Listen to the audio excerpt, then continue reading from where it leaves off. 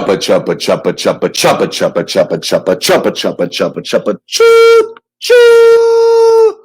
Week 4 waiver wire. Let's go. Holy shit.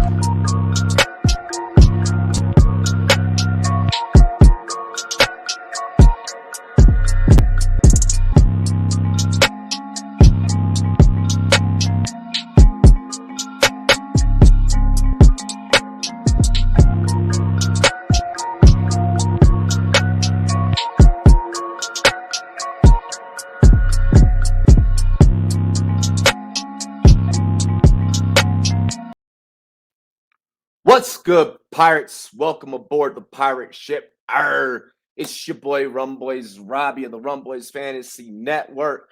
What is good? What is good? Excited to have all of you guys here aboard the pirate ship on the Rumboyz Fantasy Network. Week 4 waiver wire is going down. Listen, I mean, we got enough data and analysis to be able to go out here and make some super smart, educated decisions, and that's exactly what we're going to do here on the Rumboyz Fantasy Network. We're going to talk some ads. We're going to talk some drops. Okay. We're going to even maybe get into a couple of different, trade scenarios, whatever the case may be. AMA tomorrow. Ask me anything. Pull up. You got questions. We got answers. Get at us tomorrow night, 8 Eastern, over here on the Rumboyz Fantasy Network. Make sure you guys subscribe to the channel. Spike that like button. Let YouTube know that you are enjoying the content. Make sure it gets all out there in the algorithm. Make sure you guys also share this content on your social media. Let your friends, your family know that you are enjoying the content. Let's get into it. This show is brought to you by monkeyknifefight.com. Download the Monkey Knife Fight app. Right, yeah. Go ahead and download the Monkey Knife Fight app, www.monkeyknifefight.com, or Monkey Knife Fight available on iOS and Android. We're going to go ahead and match you on your very first deposit all the way up to $100. You want to put down 20, that's cool. I'll match you on your 20. You want to put down 60, I'll match you on your 60. You want to put down a whole hundo, I'm going to match you on that whole hundo. Get on over to monkeyknifefight.com. Use my promo code Rumboyz. Use our promo code Rumboyz over on monkeyknifefight.com. Link also in the description. Hang on. For the SportsMe app. Download the SportsMe app if you have a fantasy football question. Ask me your fantasy football question. I will give you personalized fantasy football advice in the form of a video. You ask your question in the form of video. I'll get back to you in the form of video. We get to make some content together. Who knows? I may take that content from the SportsMe app and then play it on one of our shows here. Let's get into it, ladies and gentlemen. All right. So we're just going to start this off, starting with the number one obvious choice here for the fantasy football waiver wire, week 4, 2021. Cheers to me. Cheers to you, all the rum boys and girls. What it do, dilly dilly. All right, so Chuba Hubbard. However you guys want to put it. Right now he's 41% roster. They play against the Cowboys next week. We saw on Monday Night Football, the Eagles had a little bit of a tough time kind of getting that running game going. Look, as long as CMC is out, this team is constantly going to run. You need to roster Chuba Hubbard. I have no idea why he's not on rosters. Let's go back to week 2. He was out on the field 29% of the snaps, and that was against Pittsburgh. I'm sorry, no. I am wrong. He was on the field 25% of the snaps against New Orleans. I'm sorry, I had a different player pulled up in front of me, but 25% of the time he was on the field in week 2, 11% of the time in week 1. When McCaffrey went down, that obviously bumped up to 55% of the time, right? He had a 12.4 outing. And a big chunk of that came, of course, when the hamstring injury took place to CMC. Right now, actually, I see his rostership bumped up to 43% since I put this in. But furthermore, where I'm taking that 40 to 43% rostership, I'm taking that, and I feel like that's more so in a lot of you guys having him in Dynasty. In redraft, I feel like this kid is still available for a lot of you. If you had already had CMC, and then you had also had Hubbard sitting on the bench, you were just playing smart fantasy football.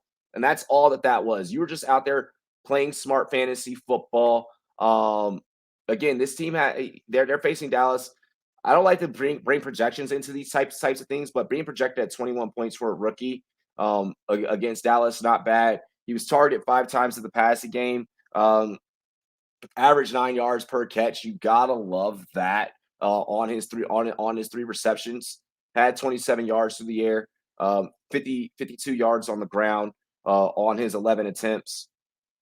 There's no reason why we shouldn't be going after Hubbard. In terms of the fab, all right. So for leagues that have fab budgets, be careful, like because when CMC comes back, Hubbard and the man that I'm going to talk about next are nullified. They're not options. Okay, Hubbard and Royce Freeman. Royce Freeman, I suggest you probably roster more so in deeper leagues. I don't believe that Freeman is going to be a 12 team, a 12 team or less option, 12 team, 10 team type of option for you. He is 0% rostered. There's a reason for that. There's a reason why the Broncos moved on from him. He rushed 5 times for 17 yards and caught his only target that he had for 8 yards. So I mean, that's something. In their 24-9 win on Thursday night. With that being said and being stated, like if you're in 14 team, 16 team, even deeper than that, you're in these really crazy degenerate type leagues. That's where you go and you get Royce Freeman, okay? And in those types of leagues, Hubbard's probably already on a roster, all right? But first option is Chuba Hubbard. Deep league option, Royce Freeman. I want to make sure I added in Royce Freeman there as a deep league option. Let's go ahead, and this is whose status I had pulled up in front of me at the beginning of the video. Peyton Barber, who had a 25.2 fantasy point outing against Miami. A game that honestly the Raiders probably should have never even had been in that close of a shootout. Peyton Barber right now is sitting at 8% rostership. Wow, see, so when I did the editing, the pre-production editing, that percentage was just a percent lower. But Peyton Barber, 8% rostered. Got to go up against the Chargers next week. Being that it is the Chargers, maybe temper your expectations as a fantasy manager. But he had 23 attempts for 111 yards. Guys, Kenyon Drake's not getting it done for this offense. Like Kenyon Drake is not getting it done for this offense. If you need to keep Kenyon Drake and you're in a deep league, okay, fine. I fucking understand it and I get it. But 12 team, I feel like Kenyon Drake at this point is becoming a drop.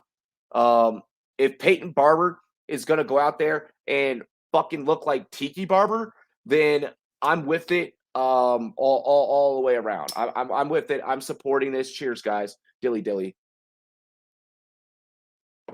I'm supporting it all the way around.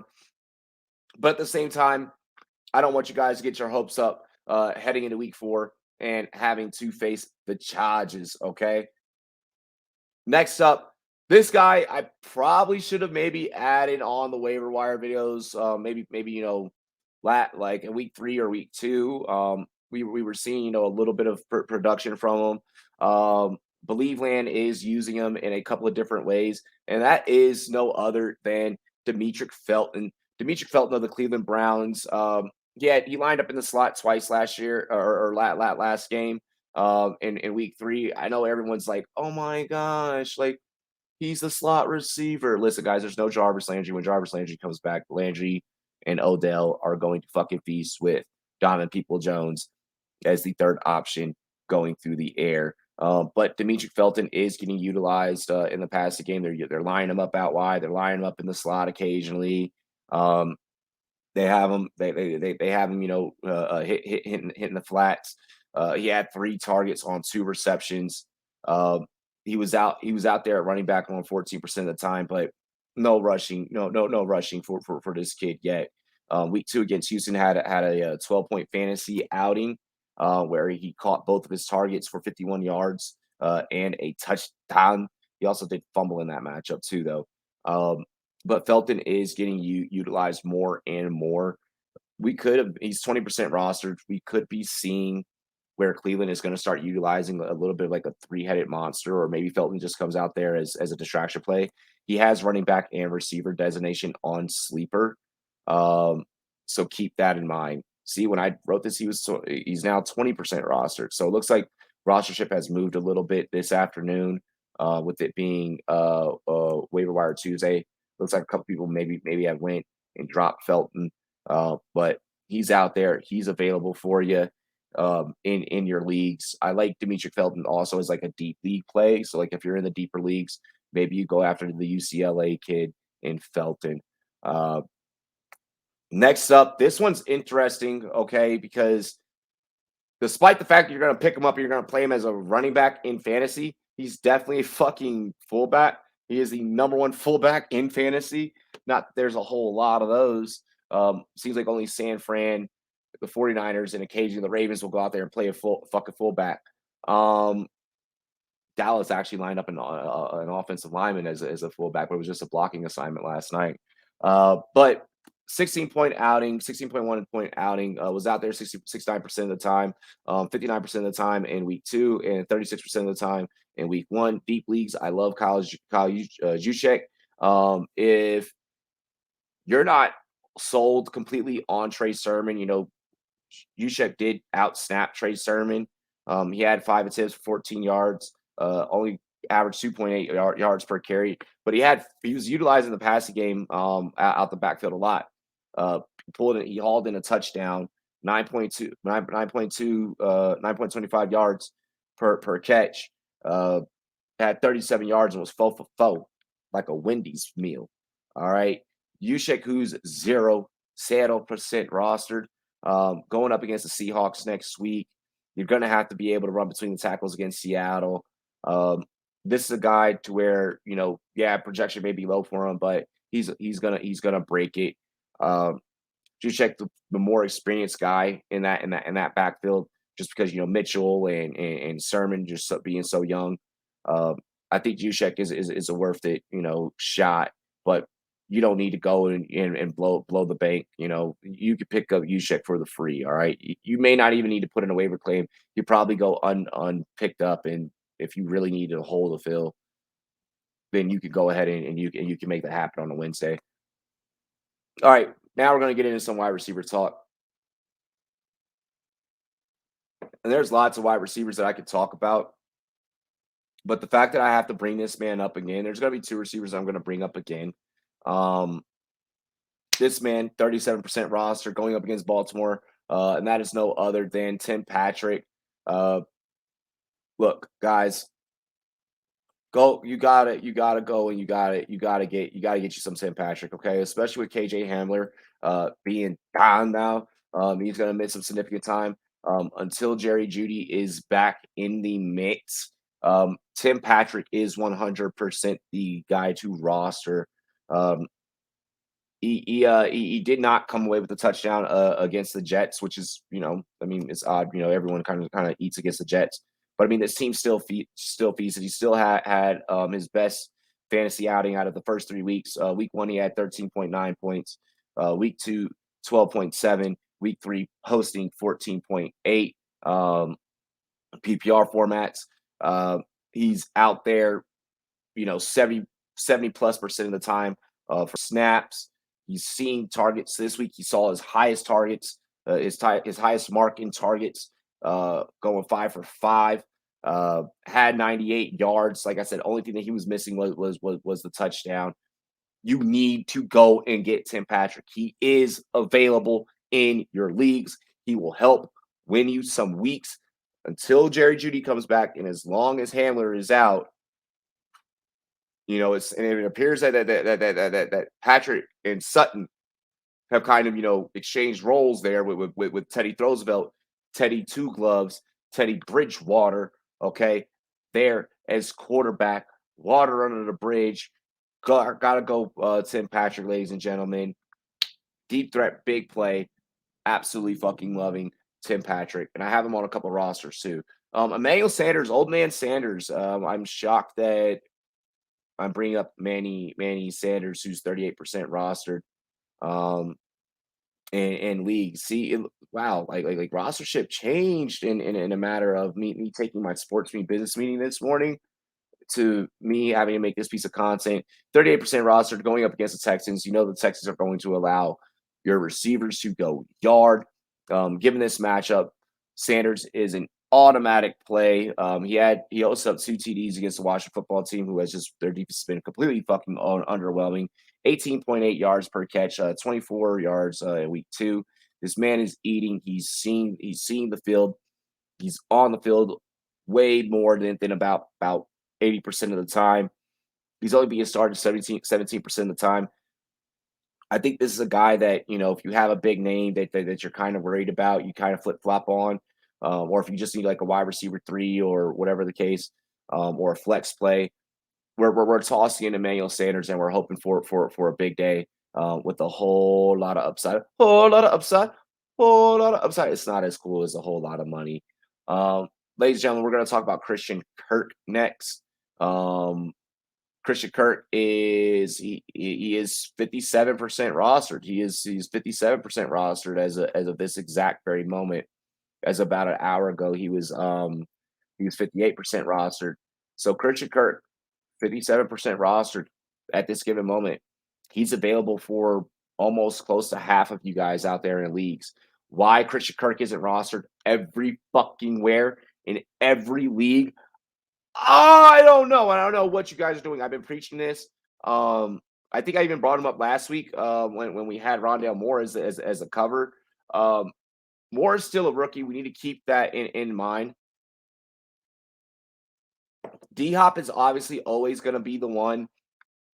AJ Green's eventually going to fucking fall apart at some point just because he's old. We're going Christian Kirk. We are rostering Christian Kirk. By next week, I need to see Christian Kirk at like 74% rostership. I need him on all of you guys' rosters by next week, okay?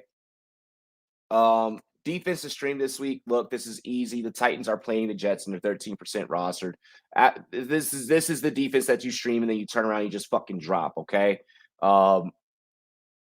If you've been rostering Washington, Washington's been letting you down, this is where you can kind of fucking let like drop Washington, I guess. Maybe you don't. Maybe you still hang on for one more week if you just want to hang in there. But Titans versus Jets, 13% rostered. One thing that and our quarterback for the week, Kirk Cousins going up against the Browns. He's 62% roster. I know that in order to make this show, you gotta be below, okay, the 60% mark. But the fact that Kirk Cousins was so close and Real Deal, the homie LQ of Real Deal Fantasy HQ brought up a very valid point on the SportsMe app. That at the time that he dropped that take, Kirk Cousins was only 60% rostered. The fact this man is still available, and some of you are rostering Trevor motherfucking Lawrence, who's at 74% rostership, that's not acceptable. Lawrence has not done a damn thing for you. You need to get rid of him. Also, Sam Darnold is out there as well at 31% rostered. Go and get Sam Darnold as well. What the fuck are we doing, people? Sam Darnold has put up 25.8, 25.9, 27.3 fantasy points. What are we doing? 279 yards, 305 yards, 304 yards. What are we doing? Kirk Cousins and Sam Darnold need to be rostered everywhere, all across the board. One thing that I want to touch on before I get into my drops, the whole Josh Gordon thing. Yes, Josh Gordon is now with the Kansas City Chiefs. In real life NFL and real life football, I want Josh Gordon to flourish, and I want Josh Gordon to have a very successful NFL career, especially with the Chiefs. And I hope that he's a weapon that can help them move their way from the bottom of the basement there. With that being said and being stated, we do this song and dance every year. We don't do it. I advise you guys whenever Josh Gordon comes around, we're not going to fucking blow the fab. Let somebody else in your league blow the fab. Let someone else in your league get overzealous about Josh Gordon. I want him to have a great NFL career. I don't think that it's going to translate over into fantasy football, and I don't want you to waste a roster spot. Not to say Josh Gordon's an amazing talent. It's just he hasn't been shit since 2014. And like every receiver that was in that class with him is retired, and none of the running backs are like even playing anymore, to my knowledge. Let's roll right into our drops, guys. Rojo, we're dropping Rojo. Rojo's a drop. Herms, I love you. I know that you're gonna hate me for this. Rojo's a drop at this point. It's just one of those things that we got wrong. We thought that he was going to be the guy. The beat reporters in the offseason were like, yo, Rojo's looking good. He's getting the first team reps. He's getting all the snaps. And it realistically is probably going to be Gio Bernard in that backfield, if anything. I mean, with the weapons that Brady has, Brady really doesn't have to go to his running game. I'm kind of just staying away from all Tampa backfield. I know there's some analysts are like, go get Gio. Gio's the guy. I'm staying away from all the fucking Buccaneers that are in that running back room. Kenyon Drake's just not getting it done. It might be time to trade / drop Kenyon Drake. In deeper leagues, maybe you hang on to him.